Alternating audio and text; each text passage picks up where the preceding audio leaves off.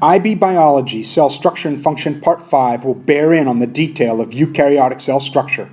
The essential idea is that eukaryotes have a much more complex cell structure than prokaryotes. Here's the outline of all the movies available for studying IB cell biology. Use this slide to reference the part of the unit that you need to review. This movie is focused here. This is the second of 2 movies on eukaryotic cell structure. This movie goes into depth on structure and function of the eukaryotic cell. Here's the IB syllabus statement that underlies most of the movie, but keep your eye open for other IB syllabus statements that provide specificity about structure and function.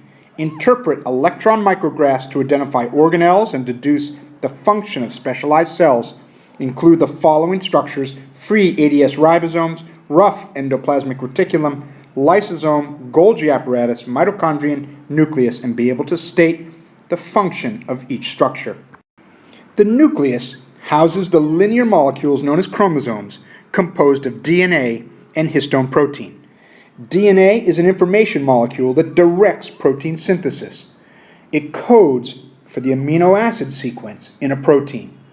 RNA serves as an intermediary player in moving the information from DNA to the ribosome, where the protein is synthesized. In this image, we see a molecule of DNA which holds a code that's copied, transcribed into RNA language, and that RNA is then used to build the polypeptide, a sequence of amino acids.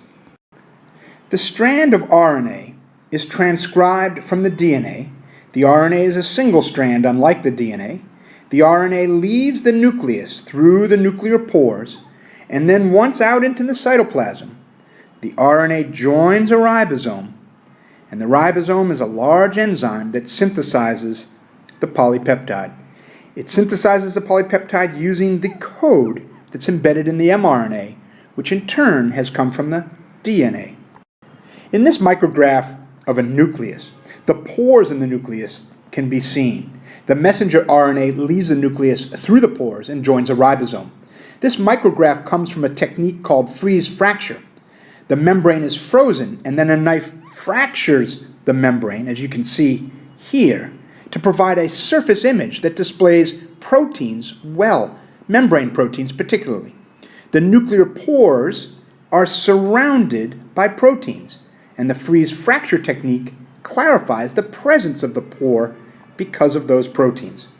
In this micrograph deep within a cell of the pancreas, the nucleus is clearly visible. Nuclear pores can be seen. Outside the nucleus is ER, studded with ribosomes, rough ER. A mitochondrion is visible in the lower right corner here. Notice the internal membranes of the mitochondrion.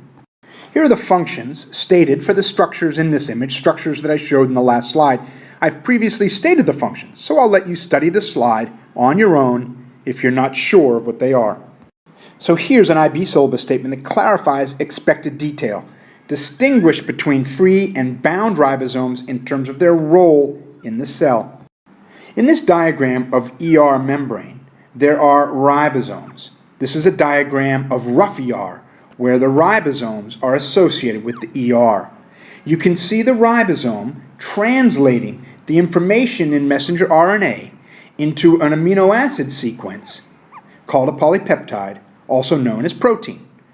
Bound ribosomes release the protein into the interior of the ER, known as a lumen of the ER. The ER will modify the protein and transport it to the Golgi. In this diagram, the rough ER is here. Newly synthesized protein is deposited into the lumen of the ER. Vesicles carrying the protein pinch off the ER and move to the Golgi. The vesicles fuse with the Golgi. The Golgi modifies the protein once more. Then vesicles pinch off from the Golgi, transporting the protein to the cell membrane for release outside the cell in a process called exocytosis. Bound ribosomes are responsible for synthesizing proteins to be exported from the cell. Free ribosomes synthesize proteins for use within the cell cytoplasm. Here's a micrograph with ribosomes bound to the ER. Vesicles are pinching off from the ER with protein within on their way to the Golgi. Remember, bound ribosomes synthesize protein for export, also known as secretion. In this diagram, bound ribosomes translate the mRNA and synthesize the protein that's deposited into the lumen of the ER. Vesicles pinch off the ER and carry the protein to the Golgi. The Golgi modifies that protein, and then vesicles pinch off the Golgi to secrete the protein out of the cell. Digestive enzymes are released from cells in this fashion, as are hormones. Here's a micrograph of Golgi. You can see the membranes that make up the Golgi. Vesicles can be seen coming and going. Golgi modifies and transports protein to the cell membrane for exocytosis. Here's another diagram showing the bound ribosomes on the ER. Vesicles pinch off the ER and move the protein to the Golgi. Vesicles fuse with the Golgi where the protein is further modified. Vesicles pinch off the Golgi and move the protein to the membrane for secretion in a process known as exocytosis, as the membrane of the vesicle fuses with the plasma membrane. Here's a diagram that shows the structures and processes associated with the secretion of protein. You can study this slide on your own. It is important for you to understand exocytosis, as the vesicle membrane fuses with the plasma membrane to secrete the protein outside of the cell. Here's a diagram that nicely shows exocytosis. The Golgi vesicle fuses with the plasma membrane to cause the secretion of the enzyme or the hormone. Here is a beautiful micrograph showing exocytosis as a vesicle fuses with the plasma membrane to release the protein outside the cell. Moving away from the structures directly involved with protein synthesis and secretion, this micrograph displays another important organelle, the mitochondrion. The mitochondrion is responsible for aerobic respiration, an energy transformation process that transforms the chemical energy in glucose to the chemical energy in ATP. In aerobic respiration, glucose is broken down with the release of carbon dioxide and water. All eukaryotic cells have mitochondria. Notice the double membrane of the mitochondrion. The chloroplast is an organelle within plant cells. Notice the internal membranes in addition to a double membrane near the outer edge. The chloroplast is responsible for photosynthesis, where inorganic molecules are used to synthesize organic molecules. It's an energy transformation of solar energy to chemical energy of glucose. Here are the structures I've spoken about along with their functions. Through this movie, I've repeatedly spoken about the roles of ER and Golgi. I've distinguished the role of bound ribosomes from free ribosomes. Lastly, the lysosome is an internal organelle that contains enzymes that will be used to digest food molecules taken in by endocytosis, or enzymes that might digest old organelles. In this diagram, food is taken into a cell by a process known as endocytosis. A food vacuole is formed. A lysosome fuses with the food vacuole, resulting in the digestion of the large organic molecules into smaller molecules that become available to the cell as nutrients. In turn, any undigested material is released as waste. Here's an IB syllabus statement that should be relatively familiar. Compare with detail at least 5 differences between a prokaryotic and eukaryotic cell. Be sure to include 2 differences between nuclear material. List at least 2 similarities between the 2 cell types. In case you need to strengthen your understanding of the differences between prokaryotic cells and eukaryotic cells, here is a table with all of the details. I will let you study this table on your own. Can you identify the structures in this micrograph? Turn the movie off now and take some time to identify what you see in this image. You're given a little help here if you can see the labels within the image. The structures in this micrograph are labeled. The nucleus is clear from the double membrane. The rough endoplasmic reticulum is clear. The mitochondrion is clear with its double membrane. The Golgi is quite small and not easily discernible. The vesicles appear quite large, but they're numerous enough to be clearly visible. Here is a micrograph resulting from the freeze fracture technique I mentioned earlier. Can you identify the nucleus, the nuclear envelope? You can see the pores in the nucleus. You can see Golgi, and you can see vesicles. With this micrograph, I've asked some questions. Can you identify X and Y? Y are mitochondria, while X is endoplasmic reticulum. This cell has a lot of glycogen granules, and with that, some conclusions can be drawn.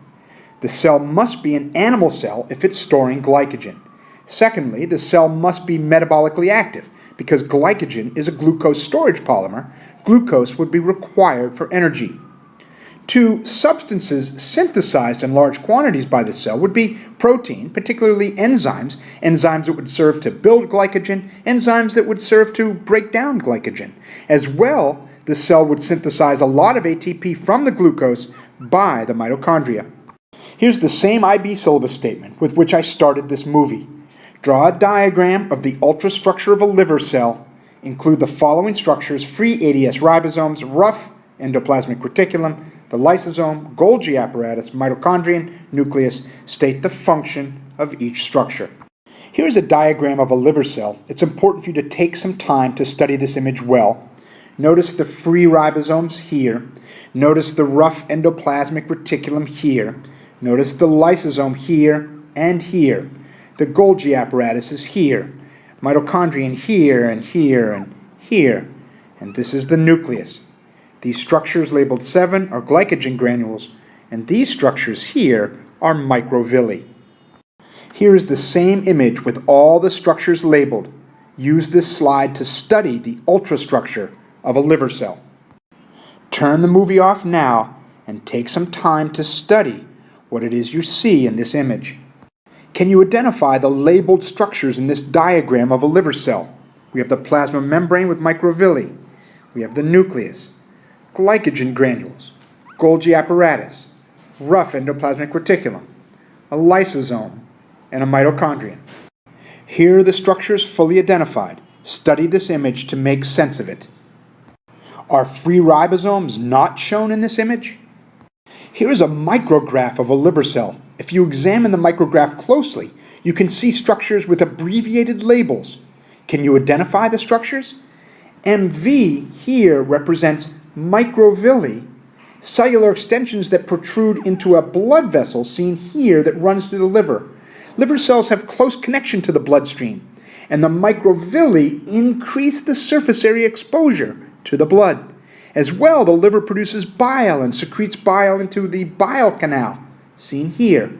Stop the movie now and take some time with this image. Here's the same liver cell micrograph with full labels. It's important for you to take the time to study the image.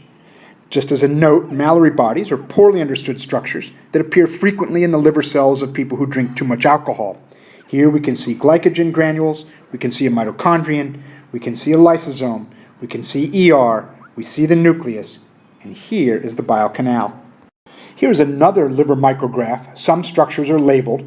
Can you identify the numbered structures? Stop the movie now or follow along with me. 1 is the nucleus, 2 is the nuclear membrane, 3 is the bile canal, 4 is a lysosome, and 5 are glycogen granules. Just as a note, a tight junction is a protein structure that tightly binds two cells together. Here's another liver micrograph. Notice the close proximity to the bloodstream. These structures are red blood cells. We have the nucleus and the nuclear membrane, mitochondria, many of them, cell membrane, and nucleoli within the nucleus. This image of a liver cell is difficult to make out, but there are some strengths to the image. Notice the microvilli here as they increase the surface area in contact with the blood here. We have bile canals that take bile from the liver cell to the gallbladder. Notice all of the mitochondria. That gives a hint as to the high level of activity of a liver cell. And notice these vesicles here secreting some materials to the blood by exocytosis and others actually taking materials in from the blood by endocytosis. Here is the final IB syllabus statement of the movie, and while it appears difficult, you have all the tools necessary to understand the detail. Identify structures of organelles within exocrine gland cells of the pancreas and within palisade mesophyll cells of the leaf, and deduce their functions. Pancreas cells are exocrine cells, as are liver cells. Pancreas and liver cells secrete material into a duct, a tube that leads out of the body. Secretory cells, like this one, with structures all of which should be familiar to you, are like the cells that make up the pancreas and the liver. In the pancreas, secretory cells are circled around a duct, a tube that leads out to the digestive tract. Pancreatic cells secrete proteins, digestive enzymes, into the duct. Every cell adjoins the duct so that synthesized protein, digestive enzyme, can be secreted into the duct. Beautiful structure-function relationship. Cells surrounding the duct in this way are called an acinus. Get to know the word acinus. Here's a nice image that shows the relationship of the pancreatic cells to the duct. Each cell has an edge adjacent to the duct so that each cell can secrete protein, digestive enzyme, into the duct that leads to the small intestine. Notice all of the rough ER for the synthesis of protein for secretion. Notice all of the secretion vesicles. Notice all the mitochondria to provide the energy for the synthesis of protein. This entire structure is called an acinus. Once again, you can see an acinus with cells that surround a duct. Notice the secretion vesicles located within each cell that release protein, digestive enzyme, into the duct that will lead down to the small intestine. Here are images of acini, plural for acinus. A drawing is given on the left, and micrographs are provided on the right. Notice the beautiful structure-function relationship. Cells grouped around the duct provide the perfect structure for the function of releasing protein, digestive enzymes, into the duct. Here is a micrograph that I've annotated of a pancreatic acinus with the duct here. Take some time to study this image. And lastly, we need to identify the structures of organelles within the palisade mesophyll cells of the leaf, a layer of cells here near the top of the leaf. In this diagram of a leaf cross-section, we can see the palisade layer of the leaf. This densely packed layer of cells is beautifully structured to accomplish photosynthesis. Many cells near the top of the leaf for the absorption of solar energy, and notice all the chloroplasts. Here is a micrograph of a leaf cross-section. The palisade layer of cells is here. Many cells densely packed, each cell with many chloroplasts for photosynthesis. As plant cells, each cell is surrounded by a wall of cellulose. Here's a micrograph of a chloroplast within a plant cell. You can see the cell wall here. The membrane of the central vacuole is here. This is the cytoplasm of the plant cell. And that brings us to the end of IB Bio, Cell Bio, Part 5.